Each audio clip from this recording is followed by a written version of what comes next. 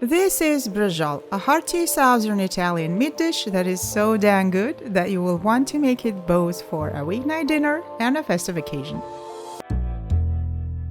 To start off, we're going to combine 1 cup of breadcrumbs with 3 or 4 cloves of crushed garlic, freshly minced cilantro, about a cup of freshly grated parmesan, and olive oil, just 2 or 3 tablespoons to bind everything together. Then we will cut the beef into slices. If you're wondering which cuts of beef are good for Braciole, think about top round, sirloin, or flank steak.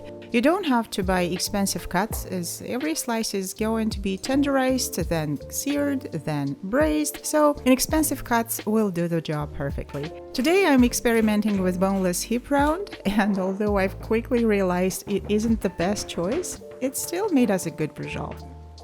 After seasoning and tenderizing the slices, top each slice with the breadcrumb mixture, pressing it to the slice so that the breadcrumbs hold together, and put a slice of provolone on top, trying to cover the entire surface. Some recipes call for cured meats like prosciutto to be used together with the cheese, so you can try that option as well. Now let's roll up the slices and tie them with culinary twine to make bundles ready for searing. Tie them as tight as you can because meat will shrink when cooked, and we want them to stay rolled and keep the shape.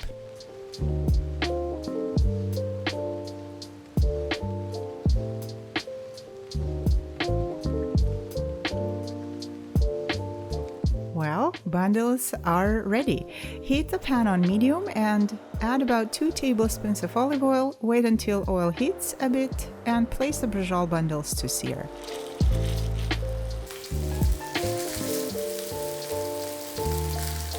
Turn and toss to sear the Braciole bundles from all the sides. You don't need to cook them through, just sear the outer layer to build that deep, savory flavor, and wait until the meat starts caramelizing. Look at this deep brown crust.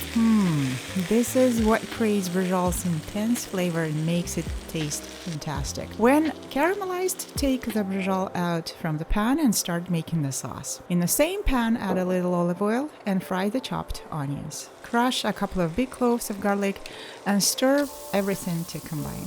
Then deglaze your pan with about 3/4 of a cup of red or white wine to set all these meat bits free so that they enrich the taste of the sauce. Last thing to add, canned crushed tomatoes of high quality. Give it a good stir and season with salt and pepper to taste. Place the seared Braciole into the sauce, spoon the sauce over the tops, and cook on low under covered lid for about 40 minutes. And here it is. Braciole is almost ready to be enjoyed. Remove the culinary twine and serve with any kind of garnish. Ours is jollof rice, the recipe for which I've left in the description below, as well as the recipe for today's Braciole. Thanks for watching, and come visit us again next week for a festive dessert recipe.